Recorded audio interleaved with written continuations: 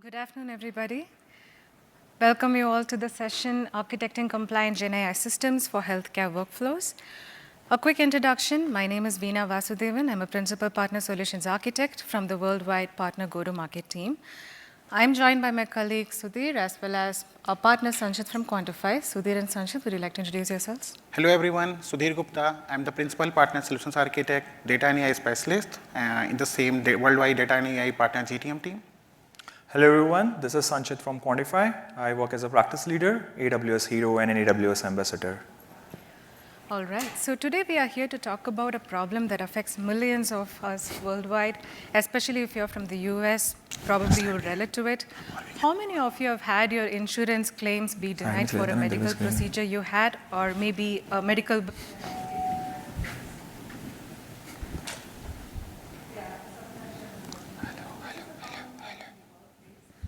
And that's exactly what we are trying to solve today with the help of AI. Here's a quick view of the agenda. We'll get you started with the business context, and we'll move on to the solution approaches we have taken to solve a medical coding problem with AI. This is the coding problem that leads to your insurance claims be denied or you receiving a fat bill at the end of your procedure, months later after you've gone through it. And we will give you a couple of architectures on how we solve this with AI. Of course, not one model fits all. There's always multiple approaches to a problem. And then we will do corresponding code walkthroughs and demonstrations. This will take a bulk load of the session time today because that's what we are here for. And after that, our partner Sanchit will cover path to production for one of the customer implementations he has done for this particular use case, along with resources and time for Q&A as well. So let me quickly walk you through the business context here. Talking some numbers here, right? So in the US alone, 4.6 million insurance claims are being processed on the daily, and 10% of these claims get denied. And this denial is mostly due to a medical coding error. What I mean by medical coding error is now switching gears to ICD-10 code. ICD-10 code stands for International Classification of Disease. 10 is the 10th revision. And ICD-10 code, think of them as the universal language for healthcare billing. So for instance, for pneumonia, there is an ICD-10 code, J18.9, I believe. And then there is an ICD-10 code for broken ankle. And believe me or not, there is an ICD-10 code for getting struck by a duck. Seriously, that is a real ICD-10 code, W81.82. So there are about 70,000 of these standardized ICD-10 codes for all of these diseases, right? And new codes keep getting added. So when you go to an emergency room, all of us have been healthcare consumers, of course. We have been to ER at some point in time or the other. And if you go and get an X-ray done or a CAT scan done, maybe your radiologist writes, a patient came to us with an acute sign of pneumonia on the lower right lobe. Now, this is perfectly comprehensible to you as a patient and to your healthcare provider or your doctor. But what about the insurance companies? They don't really understand this language. They want this to be converted into the corresponding ICD-10 code. And that's the day job of medical coders. They spend so many hours, so many cycles trying to convert each of these medical diagnoses into the corresponding ICD-10 codes. And they do that using a traditional process. So they use a combination of rule-based systems like regex-based pattern matching. So for instance, regular expressions will extract words like pneumonia from the medical diagnosis, and it's going to translate that word into the corresponding ICD-10 code. Obviously, if it works, well and good, but regular expressions may not work all the time. Because if you think about it, your radiologist or your doctor may end up making a typographical error. Instead of pneumonia, they may say something else. And also, not everybody universally speaks the same language. It differs based on countries, based on cultures. Not everybody is going to end up writing the diagnosis in the same manner. So regular expressions are error-prone. If you're lucky, you're going to get it accurate maybe 60 or 70% of the times. And then your medical coder comes in and validates all the codes that regular expression was not able to capture, and they're going to manually do that coding. And again, this is an error-prone process because it is manual.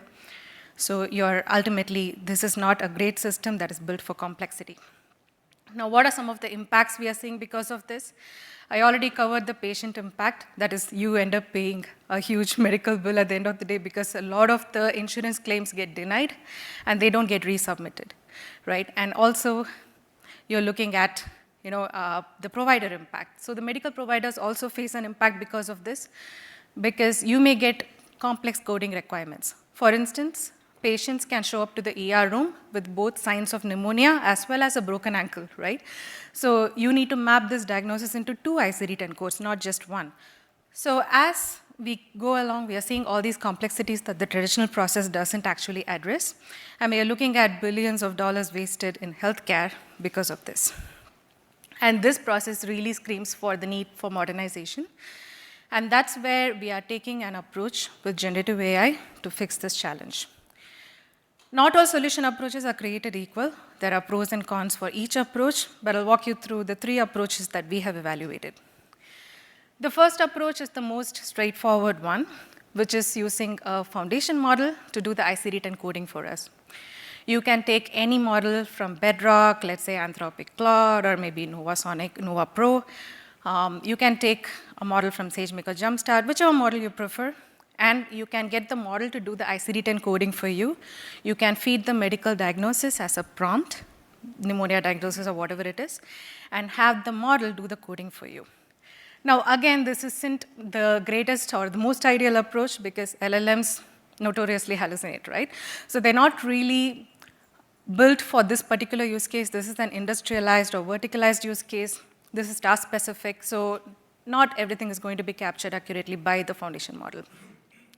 That's where you need more approaches with slightly more nuance. Coming to the second approach, retrieval augmented generation, along with the LLM, now we are talking, right? So in this approach, you're grounding the LLM's response with truth or the source data. You basically have a vector database, and you saturate this database with known medical impressions along with the ICD-10 code, and provide few short examples to your LLM.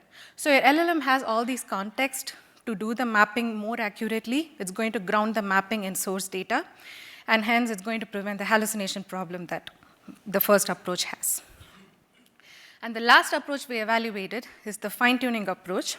Now, this is going to be the most accurate of all the approaches because the answers are going to be baked into your model weight, right? So you take a base model, let's say Claude again or Nova Pro, and then you can fine-tune the model based on domain-specific or task-specific data. In this case, you're going to fine-tune it with a number of labeled examples. You have the medical impressions plus the ICD-10 codes, right? So you're going to end up with a model that is going to be tailored to this specific use case. It's going to give you much more accurate result and lower latency as well. Because like I said, there's no need for semantic searches, RAG lookups. It's going to be much faster here. But there is a downside to it, right? Because fine-tuning is a very resource-intensive process. If you've done fine-tuning, you know that it may take even up to days if you have a lot of data to fine-tune the model on, right? So, and the accuracy is really dependent on the quality of the data and the number of label samples you provide as well. So there's always pros and cons to all of these approaches, but we'll walk you through the last 2 approaches because the first approach is a no-brainer, right? We know just prompting the model and getting a response. So we need more nuanced approach for this particular use case. So we'll cover the solution approach with the RAG as well as with fine-tuning in this code walkthrough. Now I'm going to hand over to my colleague Sudhir to walk you through the solution approach RAG with the LLM. Thank you, Veena.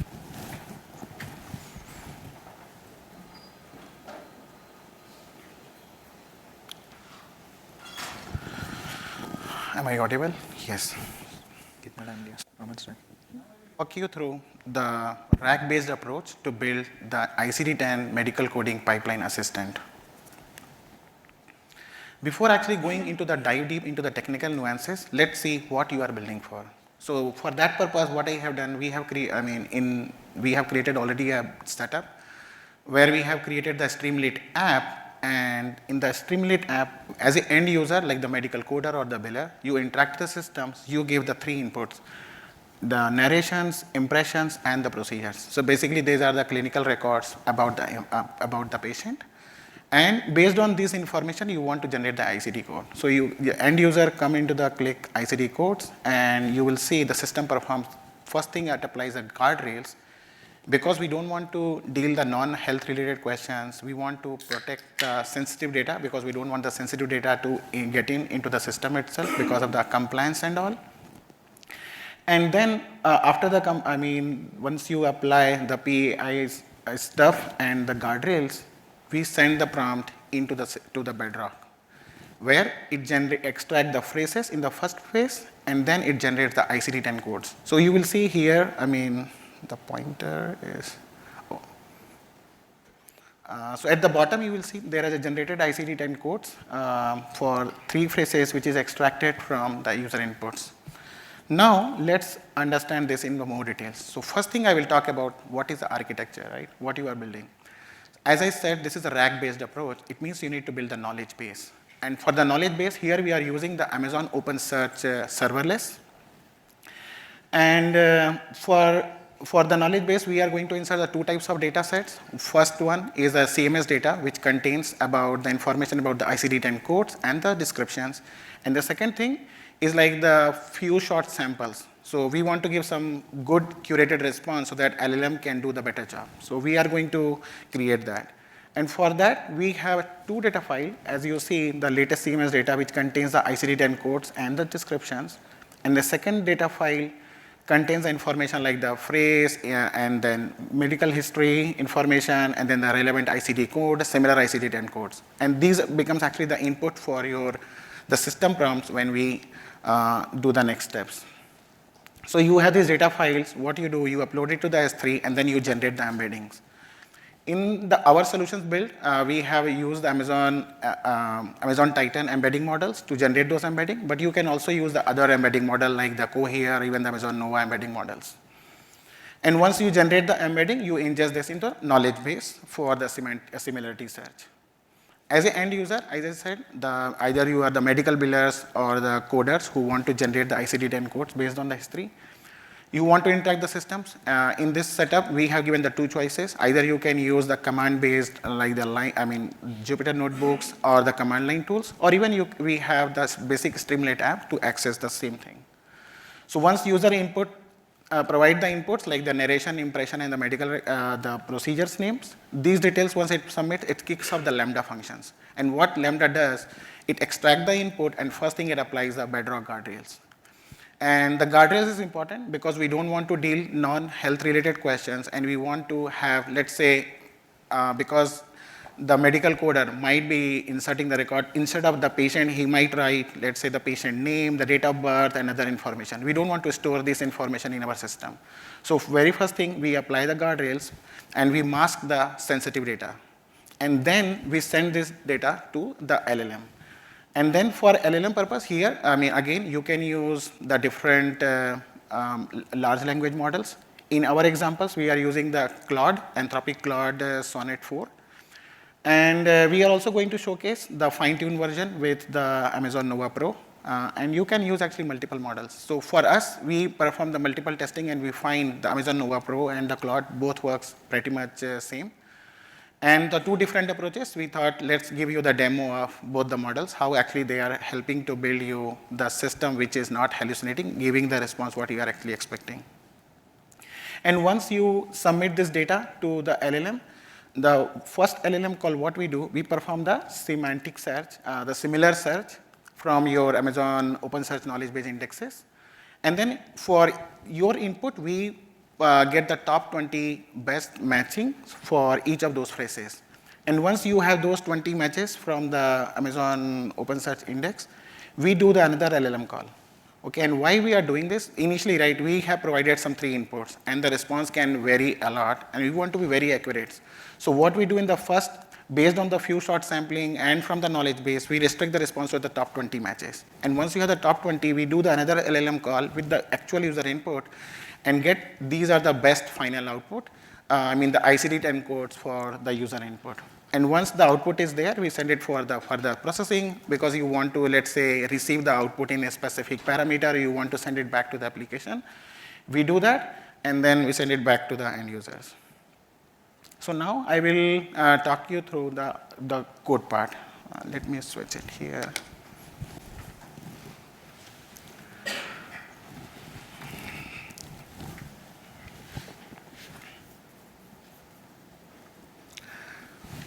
Let me see if I hope you guys can see the screen.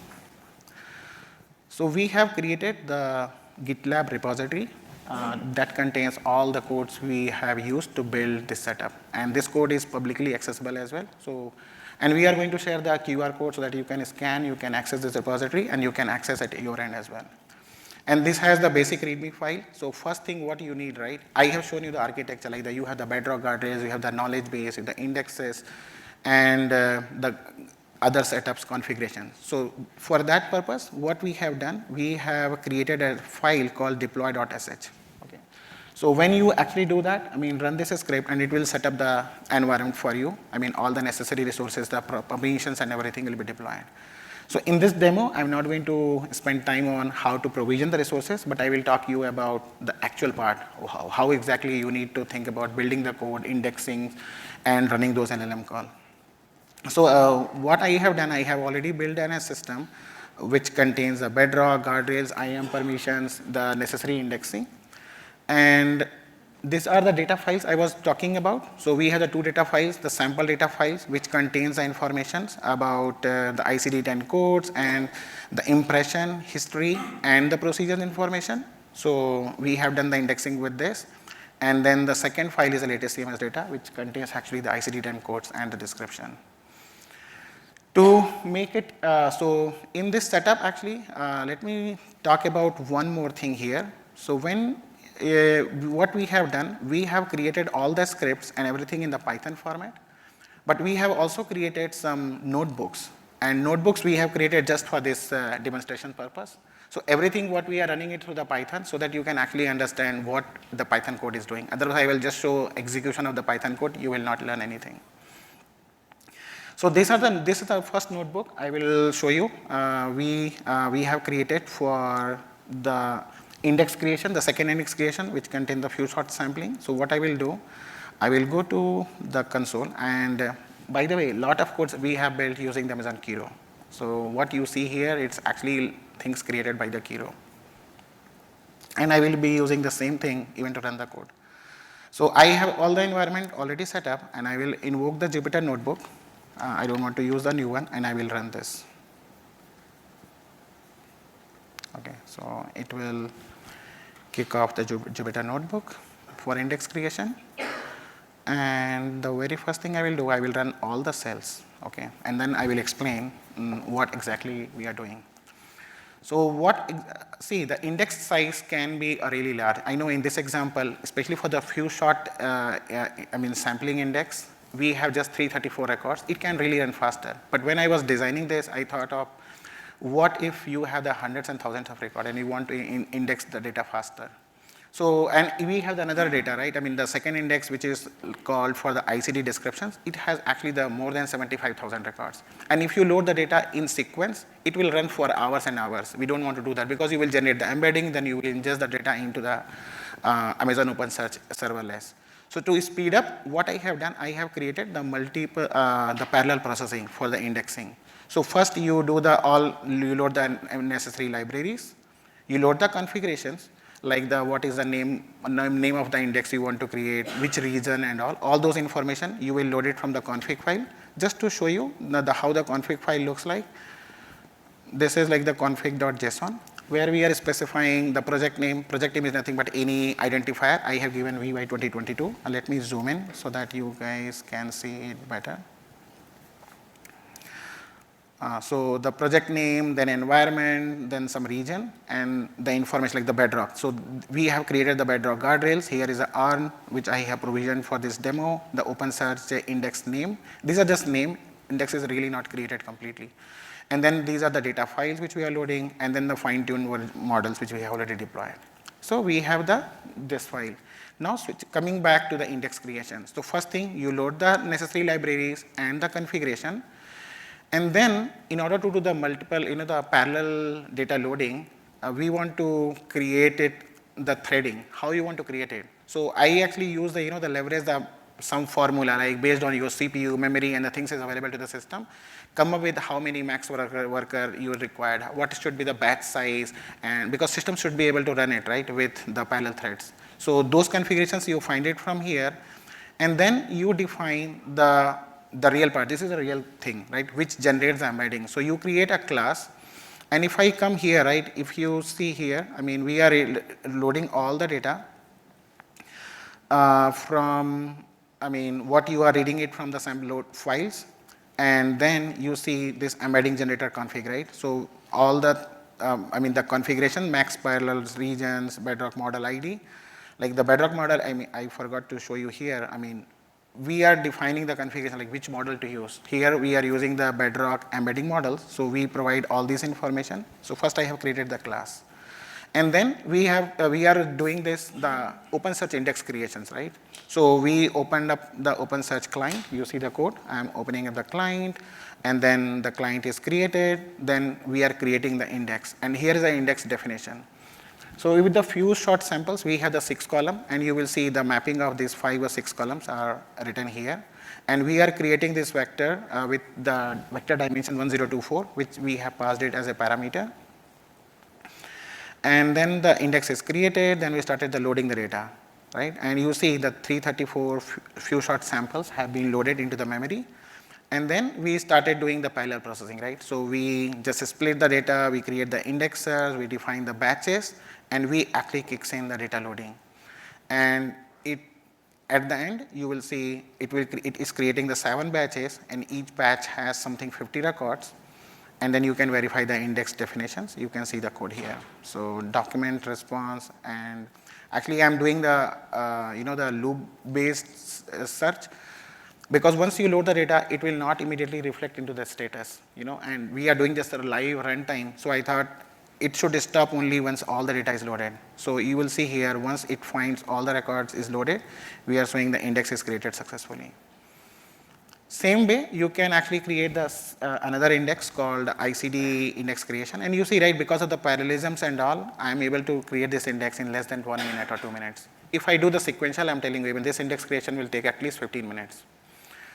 And same way, you can actually load this is the bigger index, the core index, which actually contains the 75,000 plus records. Similar logic, you can import the functions, you can create the parallel processing, and load the data using the Amazon Titan embedding model. Now, moving on to the real part, right? Let me zoom in. So, in this setup, I mean, the whole things, right? You have seen in the architecture diagram, once you submit the user input, you kicks the Lambda function. And in the Lambda function does all the things, like the calling the bedrock guardrails, LLMs, similarity search, perform the post-processing and everything. This is what I'm going to walk you through with this notebook.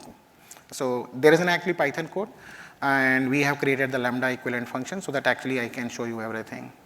What I will do, let me run this also from the Jupyter. 1 second. Let me take a new session. Okay. Oh, not this one. Lambda functions. Okay. So I'm just going to run this notebook. Okay. So you see the Jupyter notebooks. It will launch. And again, similar, I mean, we have the Jupyter notebooks created from the Lambda functions, and here we load all the necessary configure parameters and the dependencies, and then here I want to focus on these two things. You see, there is one modified prompt templates, and second one is the EXP327. Before I do anything, let me run all the shells so that while I explain, the things will be run, and you will be able to see the output of each steps. So first thing, when you load this data, as you see here, we are importing these two key necessary files. And what are these two files? So first thing is modified prompt template. This contains the information like the prompt information, right? You are sending the information to the prompt. So the prompt definition, you see, we have created like the dynamic so that we just replace the procedures, name, narrative, and impression from the input, and we have some text. Okay, this is what you are like the expert of the ICD medical coding assistant and all. So this information will be used as a system prompt. And then similarly, we have the definition from the prompt 2, we have the definition for output, which format you want to see the output. So those format is written here. Like if you extract the phrases, the phrase extract, this is how it should be. And when we extract the phrases, this is another key thing, we are doing two things, positive and negative identification as well. Because you may have received, let's say the doctor says, you have you are diagnosed with a particular thing X, but no symptoms for Y. It can have that both information. But you want to generate the ICD-10 codes for the positive things and to negate the things. So both things are important. What you are identifying, is it as a positive or the negative sentiment, both. So these things we capture as a output format itself. And there are two format output 1 and output 2, because we are making a 2 LLM call. And there are two different prompts, and those definitions are defined here. And then this is like the most important file in this setup, which is actually, I will say, the brain of the Lambda functions. This comes from here. So what actually it does, it has a library of all the necessary functions, like you are making the bedrock, let's say the invoke model call, or you are doing the similarity search, or you are doing the vector embedding. So all these configurations and the things are defined here. And everywhere else in this Jupyter notebook, we will be calling this, these functions definitions directly from here. And all the things are defined here. Now let me switch back to the real code. So as I said, we import all the necessary files and the dependent configurations, and then we load these configurations. And this is again config file, because we want to extract the details like the OpenSearch serverless endpoints, bedrock endpoint, guardrail information. So we load this information, and once this data is loaded, we initialize the clients. And here you see, right, the first two is very important. Here I said we are going to use the Claude Sonnet 4 model, and there's an inference profile is required in order to make an LLM search. So these two informations actually you can do it. Either you can do hard coding or you can provide it anything here. In this example, we are using the Sonnet 4 configuration, and in the AWS, and we are using the Bedrock runtime, the Boto client. So you define this configuration, and then you move to the OpenSearch client setup. Again, just like the OpenSearch client connections, I want to open. And then let's see the testing the data input, right? Based on the setup, whether you are able to at least invoke the model or not. So we have the procedure names, narrations, and impressions. So these three things are the input. You see, the data is able to load successfully. And then as a first step, if you remember the architecture, we did the guardrails.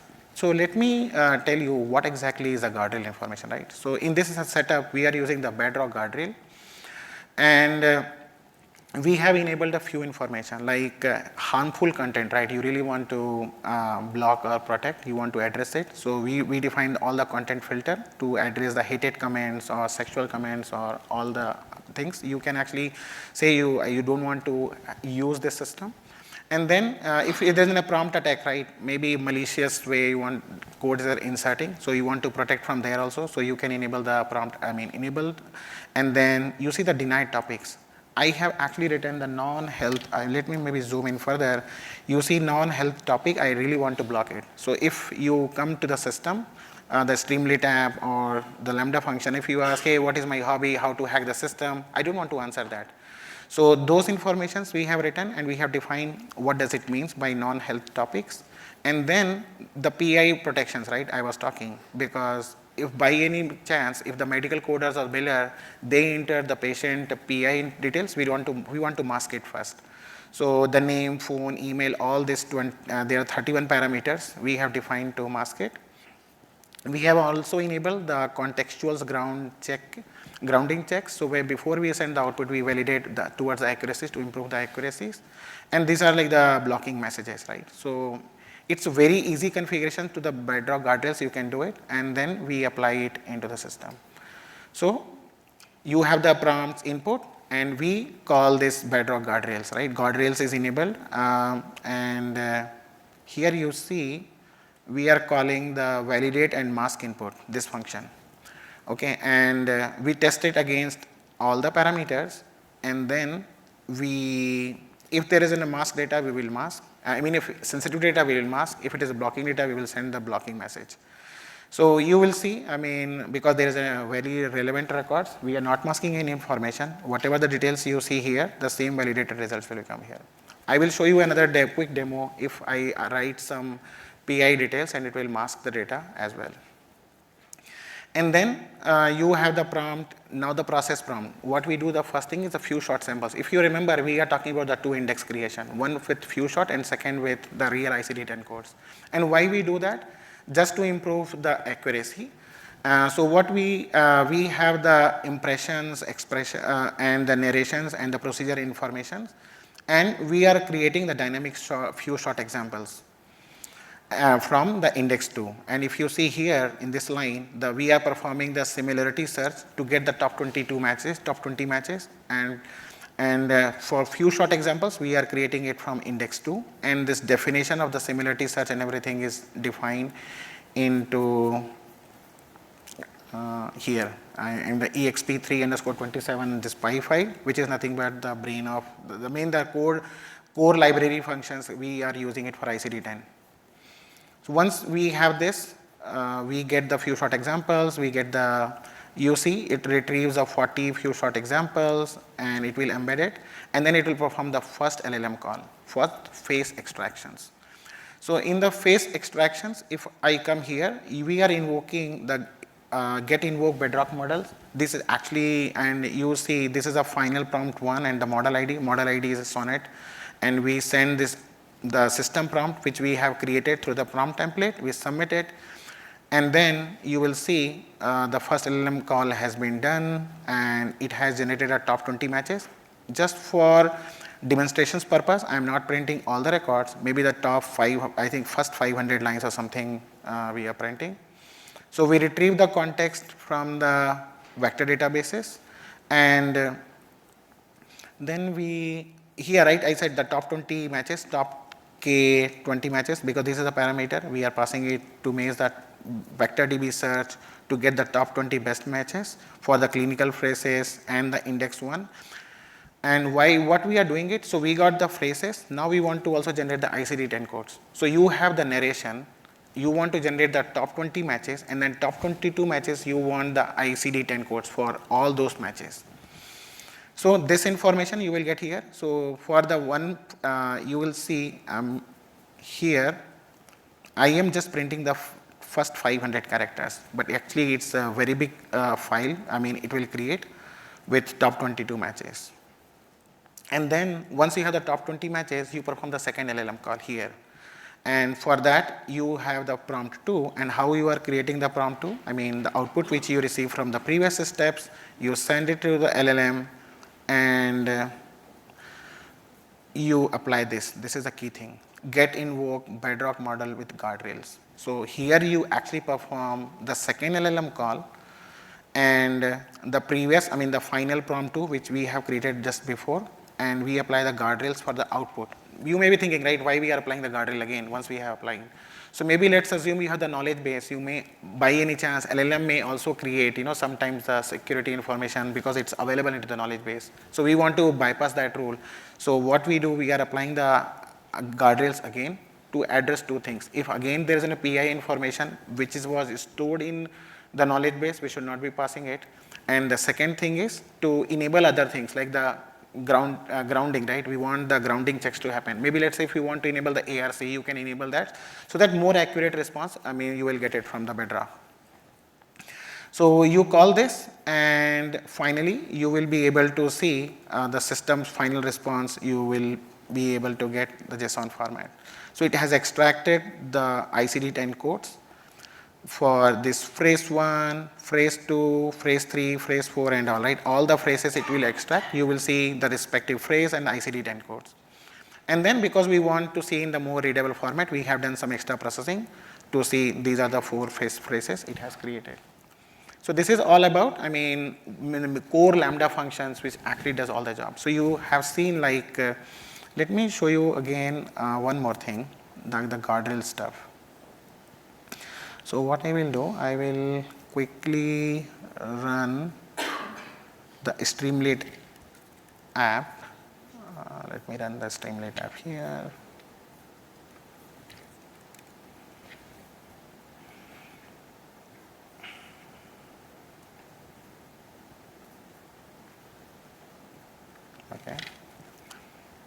So it will take us here. And let's say if you, we have pre-created some of the system prompts so that you can see. And let's say it's some harmful content, right? You are giving the narrations like how to make the explosive weapons or something like this. If you ask, you will see, you will get the output. Guardrail protections activated. Sorry, I cannot answer these questions. And this messaging is coming from what we have configured. And if we have, let's say, the PEI data and you are passing it here. Second. So load the, let's say user has, medical coder is giving the information like this, SSN number and all, and it generates the code.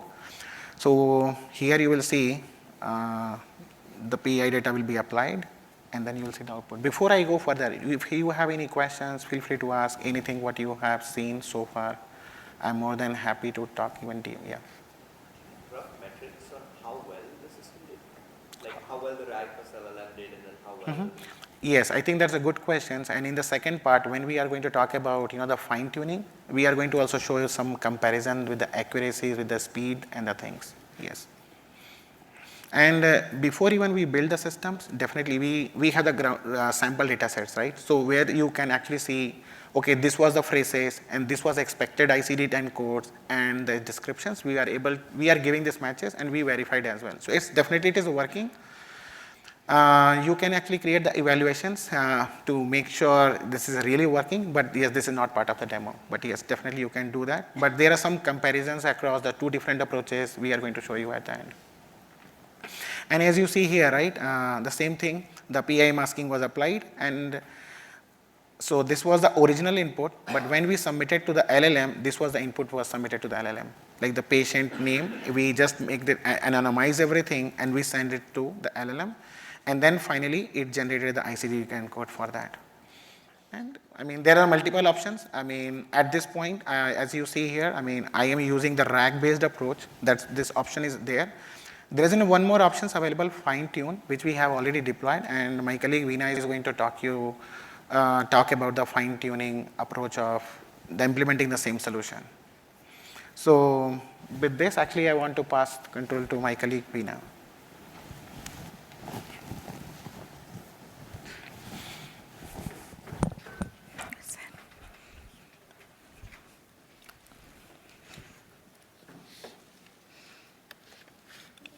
I think it switches to a...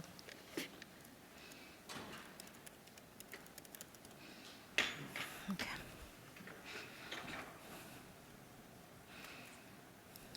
All right, thanks, Sudhir. So Sudhir gave you a walkthrough of the LLM and RAG approach. Now we look into the fine-tuning approach. So this is going to be a little bit straightforward compared to the RAG approach. It's as simple as fine-tuning a model and then using that fine-tuned model for running the inference. So obviously fine-tuning always starts with sample data set, right? Here in this case, Sudhir already showed you the sample data set. I'll show one more time, but we have about 333 labeled examples. And these examples are ICD-10 coded for medical impressions that are ENT based. So our fine-tune model will be specialized for ENT cases.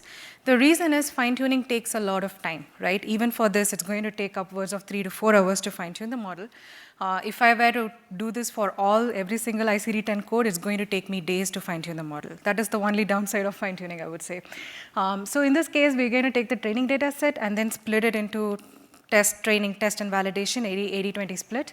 We'll put those training files into S3 and then call the Bedrock's model customization API to fine-tune the model using a fine-tuning job. And once the model has been fine-tuned, it's ready to run inference with it. And similar to the previous approach, we'll pass the medical impression, which is the user input. We can either use the Streamlit application, which Sudhir showed you. We can also use direct invocation. We can use Jupyter notebooks. There are multiple ways. And it's going to call the Lambda function. This Lambda function is going to be pretty simple. All it does is just invoke the fine-tune model, and then you get the response of it. And similar to the previous case, we'll also have input and output guardrails to redact the PII. So we get the sanitized user impression. And once we get it, we can use the fine-tune model to get the response of the ICD-10 code. And as I mentioned, the model's knowledge is there in the model's weight itself. So it's going to be much faster compared to the RAG approach. To one of you who asked the question, you will see a comparison of the performance between the fine-tuned model versus the RAG approach. And similar to the previous case, the output guardrails get applied, and then the ICD-10 code is displayed to the user in the Streamlit application or Jupyter Notebook or wherever you call it. So now I'm going to walk you through the code. Quickly switch to the other screen here. Let me just make it a little bit bigger. All right.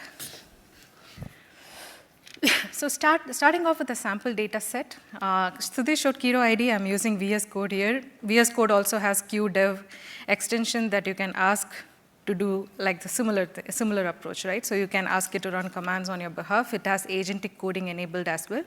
You can turn on or turn off agentic coding. So in this case, first I'll walk you through how we fine-tune the model, right? So here's where you see the sample data, which Sudhir already showed you as well. This has all the ENT cases. There are about 333 labeled examples. So it has medical impression along with the corresponding ICD-10 code. And this is the sample data with which we fine-tune the model. And I'll now show you the fine-tuning job, how it looks like. So for the fine-tuning job, we are using Amazon Nova Pro model.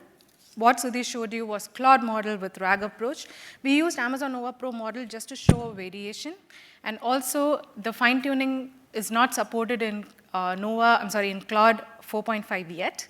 It is yet to come. Right now, fine-tuning is only supported for Claude 3, which is an older model which we did not want to use. So for a better comparison, we used Amazon Nova Pro here. So now, I'm just going to clear this output of all cells. And then I'm just going to run this. So this is a notebook to run the fine-tuning job. It's going to submit the fine-tuning job to the Bedrock model customization. And here what we are doing is I just have the custom model name here, which you can configure, the S3 bucket, and all of that config stuff. Now, loading the training data, here's the part I talked about. I showed you the training data set here. This is the sample data set that we are going to use. There are about 334 rows that we are loading from this particular sample. And then we are also doing a little bit of data massaging here. We are doing this to remove any duplicates because you cannot fine-tune a model with duplicate data set. So all we are doing here is we're just grouping it by impression so that we get one row per expression. And now what we are doing here is we are formatting this input for fine-tuning format, which is expected by Nova Pro model. Every model has its own requirements on how the training data set should look like, schema requirements, right? So all we are doing here is conforming it to the schema requirement that is expected by Nova Pro model. So that's what we are doing here. And then we are splitting the data into training and validation, 80-20 split. And it's going to write the two files, training file and the validation file. And then we are just uploading these two files to the S3 bucket. So you can see here. So we have the training data, 80% of the data, and the validation is the rest of the 20%. And now we are ready to launch the fine-tuning job. And for launching the fine-tuning job, you would use Bedrock's Create Model Customization Job API. And this is the API you would use to fine-tune the model. And we are providing the model name and all of those config stuff here. And the main thing is we are passing the fine-tuning, the data set. It says it doesn't have the closing parent. Oops. I think I may have done some stuff here, but I'll show you the other one where I have the output stored here. One sec.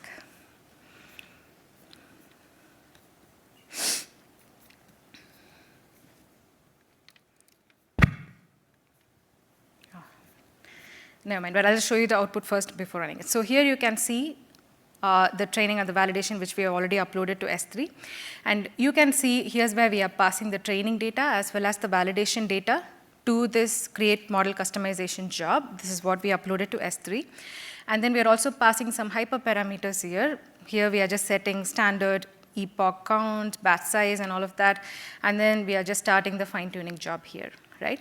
So this is the fine-tuning job we submitted It'll take about 3 to 4 hours to complete. You can check the status through Notebook, but since it takes 3 to 4 hours, you might as well check that, right? Now, if I submitted the fine-tuning job, you would see that job here, right? So this is the job that we submitted, which I stopped. But I already have the model ready for you so that you don't have to wait for 3 to 4 hours. So this is the model. And you can set up inference. Once you fine-tune the model, you need to set up inference so that you can invoke it, right? And there are 2 ways to set up inference. You can purchase provision throughput. This used to be the only way earlier. You need to purchase throughput in Bedrock to be able to invoke the fine-tune model. But in September, we released a new feature where it allows you to deploy the fine-tune model using on-demand, token-based. So that's the most recommended approach, and that's what we recommend you do as well. So you can create like a deployment, right? So you just deploy using the on-demand inference, and then you can create the deployment. But I already have a deployment created here. And for all of this, again, you can find the instructions in the GitLab repo, which Sudhi shared. And we already have the deployment, so I'd like to walk you through the Lambda for this. So for the fine-tune model, we have a separate Lambda function, right? And within that, so once you have the inference, you will have access to the on of the model. So let me go to this one, for example. Here you are seeing the deployment on. This is actually the on you will use to invoke the fine-tune model, right? So basically, that's what we are going to do here exactly. So if you go to the Lambda function here, let me make it a bit bigger so you can see.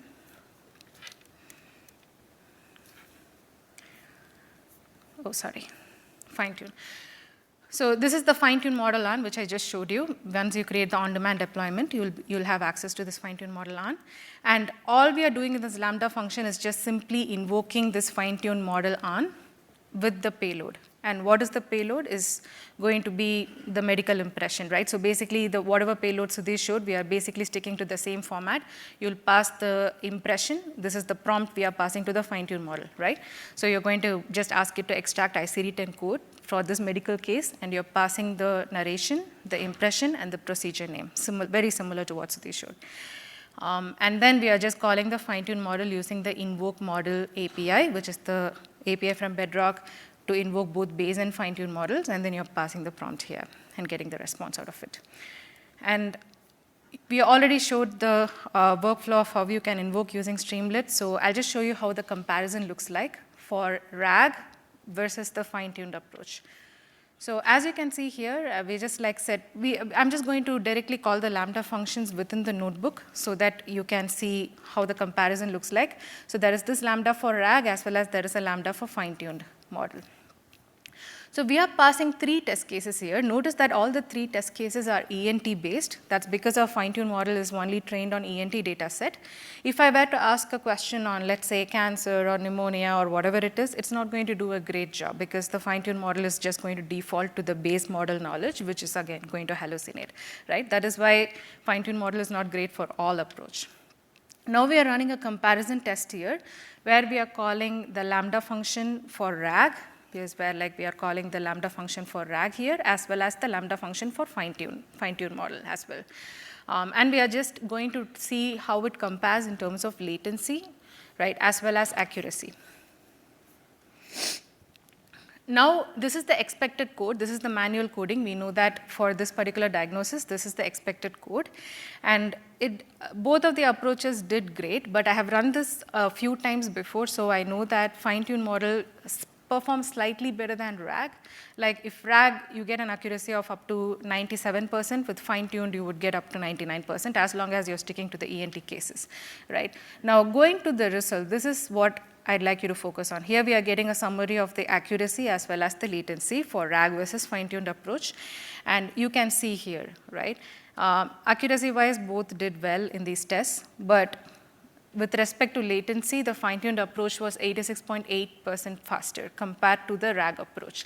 And the reason for this is, again, the answer is coded into the model weight, so it's going to be much faster. And compared to the RAG approach, you do semantic search like twice. You first retrieve the top K results and then do a further refinement of it to get to the top result, right? So it's going to call the LLM twice, of course. So it's going to be a little bit lower latency or higher latency compared to the fine-tuned approach. So, and the last thing I wanted to show was in the Streamlit application as well. So.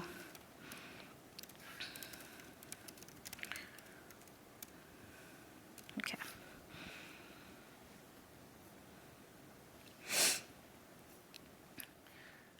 So they already showed you the RAG approach. With the fine-tune, we're just going to do something very similar. So if you click on generate ICD code with a fine-tuned Nova Pro model, right, it's going to just redact the PI information similar to before.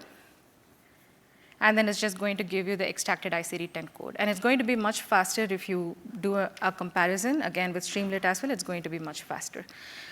So that's pretty much what I had to show in terms of demo. Let me switch back to the PPT. And I'll hand over to Sanchit, who will walk you through one of the path to production implementations that he did for his customers.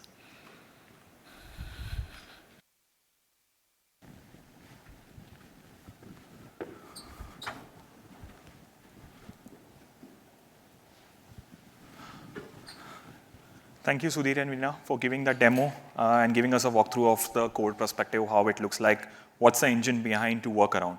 Now, let me talk about what we have done and how we took this particular solution use case to evaluate or elevate to the next level from a production perspective. We implement this solution for one of healthcare medical school in United States, and I'll give you some of the architecture, what it looks like.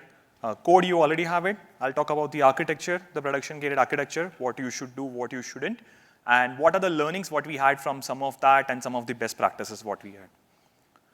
So from an architecture perspective, this is the architecture what we have implemented for the customer. There are two ways the entire architecture. I'll divide into three parts of it. On the extreme left-hand side, you see is more of an interface UI layer I would talk about. The second, the green box, is more our AI magic button, where we'll have all the AI stuff of it. And at the bottom, what we have is all the security, the foundation, the guardrails, the bells and whistles, what we need. Starting from the extreme left-hand side, that's where, from an implementation perspective, the customer wants to allow both the mechanism. Allow me to embed the UI, like how we show in the Streamlit version of it. Also allow me from an integration perspective with an API, that if you want to invoke from an existing workflow, then allow to exist that also. So that's how we have implemented storing a website on an S3 bucket, a simple page where anyone can request or Streamlit UI sort of a stuff, backed by CloudFront and WAF from a security perspective. Similarly, an API perspective, we had an API gateway and WAF to make sure that it's authenticated, secured, it doesn't get compromised and all. Next comes the core part of the entire solution, which is the whole private thing around what we have is the AI processing layer. That's where the whole bucket is, the entire thing is sitting in a private subnet. So it does not, to make sure everything is within the customer tenant, within private, secured, safe, because we are dealing with the PHI data. The start of the entire AI things from the S3 bucket, which is where the medical document lands into the bucket. Once the documents are available, SageMaker AI processes that document to generate the embedding and the vectorization of those documents, which is via OpenSearch then been converted into a medical context. Finally, the entire magic or entire big thing has been done by the Bedrock, which is what we just saw as a demo, what the model and how it looks like. The Bedrock does the ICD code detection perspective, and on top of that, we have the entire guardrail to ensure we have the securities from both the ends, not just from the model perspective, but even from a prompt perspective, that no one is not asking any question like how to make bombs or hack the system, and nor the system is responding anything which is not making sense. So we have the Bedrock or guardrail on top of it, and the entire result gets stored into DynamoDB with help of Lambda, that you do some sort of a post-processing sort of a thing, what we saw in the demo, that how that entire big JSON got converted into a very fruitful or meaningful, friendly way of sort of a post-processing. And not only just, you can also take this to next level if you want to store it, send some alerts or display. You can customize this entire Lambda from a downstream perspective. And at the bottom, we have all sorts of best practices, things such as Secret Manager for storing any sorts of keys or tokens, CloudWatch for all sorts of monitorings, best practices, KMS, you have key management, certificates managers, which is almost from an encryption perspective, encryption at rest, encryption in transit. So that is what the implementation, what we have done from an architecture perspective. Now let's understand about what was the result, how it changed the life for that customer. So there are two kinds of results, what I'll talk about. One is the quantitative results, one is the qualitative results. Let's start from the quantitative results perspective. And this is what you can easily match back to what Veena just started the entire session about. Where are the gaps in the industries? How do you see what the regex pattern or manual approach, some sort of a manual human approach has a gap? How this solution has double-click or targeted on the gaps perspective. So starting from the accuracy part, 92% precision on the real radiologic data, not the clinical data. So what we saw in the training, the 90% is not on the training data, it's actual data live in action, what we are talking about. 70% faster in terms of detecting the code. Then we have the 8x faster time. What used to take in days, now it can do in hours. And then it can scale to 1,000. The architecture, what I just presented, it's completely managed and serverless. So we are not talking about auto-scaling servers, which is all best things to do. But everything is built on serverless, so it scales. So today, if you talk about some clinic, some hospital which has maybe 10,000s of patients, some may have millions of patients, it will easily scale. You don't have to do anything. You just have to focus on your configurations of your models and the guardrails perspective and train the model well. Don't worry about the infrastructure part of it. So that's about the quality part, quantitative part, quality part of it. Next, move to the qualitative things of it, which is what we understood. There is some clinicalist which is doing this manual mapping of it before the solution. There is some human in loop sort of a thing. This entire approach tried to automate. First, it was very flexible to integrate their system, whether you have an UI or API-based, completely automated. That allows clinicalists to focus more their time to doing some strategic work, better for mankind, rather than trying to fix this manual overhead stuff. On top of it, it also reduced things such as billing cycles, the medical billing cycles. It made the cycles faster, which improved the entire claim processing and reduced the overhead which was having in case of rejections. You file again, you document again, it goes entire workflow, again you start from a claim. That overhead got eliminated, which is how it not just automated the entire solution for it, but it foundationally transformed the radiologist department, how they operate with scale, accuracy, and speed. So they can save all of their time to doing a lot more strategic stuff rather than doing this mapping of the exercise, which is human-dependent, error-prone and all. So that's about some of the metrics what we have captured from our implementation. Let me talk about some of the best practices. Anyways, we have talked about a lot about guardrail, but there are some more best practices also what we have seen. On top of that, which is what I want to double-click here, one is security and responsible AI. With great power comes great responsibility. Similarly, we need to make sure that guardrail, my co-speaker have already talked about the guardrail perspective. They have already shown you the demo, how it works in actual. But there are some more things what you need to make sure about the responsible AI perspective. That guardrail is not just for one end perspective. It has to be both end, from the prompt engineering as well as from a model output perspective. The guardrail needs to be implemented on both the sides for defense in depth. Next is the guardrail part of it, not just from any random output, but even from a PII data perspective or PHI data, because we cannot rely on any data set. It's in healthcare, so we have to be very sensitive and crucial about that data. Next is the hallucination. One of the important things people always talk about, what if it maps to a wrong thing or hallucinate? Then in that case, you can use contextual guardrail checking to filter the hallucination part of it. So that's how not only just we focus on getting the right model or optimize it, but also implement it on top of that to be secured and responsible. Next is the cost and the performance part of it. There are certain ways you can do cost performance part of it. Quickly to talk about, you can use model evaluation to figure out what is your right model. I think someone already asked a question to figure out what is the right model, how you do bench comparison and all. So you can use the model evaluation for comparison. You can use batch inference. If you have thousands, millions of documents, you can use batch inference You can also use prompt catching, which I have not seen widely used a lot in many implementations, to save the token and save the response and get more speed. So that's how you can improvise the cost and the performance. Robust application, you can use cross-region perspective. You can use RAG evaluation to figure out where it's going to fail, so your cover-up. Like, as always been said, plan for the failures, and that's how you design. So you can cover from a robust application perspective. Next is the operation. You can use CloudWatch metrics, CloudTrail. You can use the feedback loop. Again, it's very important, don't rely only on generative AI system. Have human in loop. Make sure that the system learns constantly and there is a feedback given, so it works as required. So these are the couple of things what we have implemented on top of the solutions which my co-speaker has just talked about today. Here is the material. I know everyone was taking up pictures, but if you want to go through the code, here are the materials, which is what you can scan the GitLab repo, which is what Sudhir and Veena were talking about.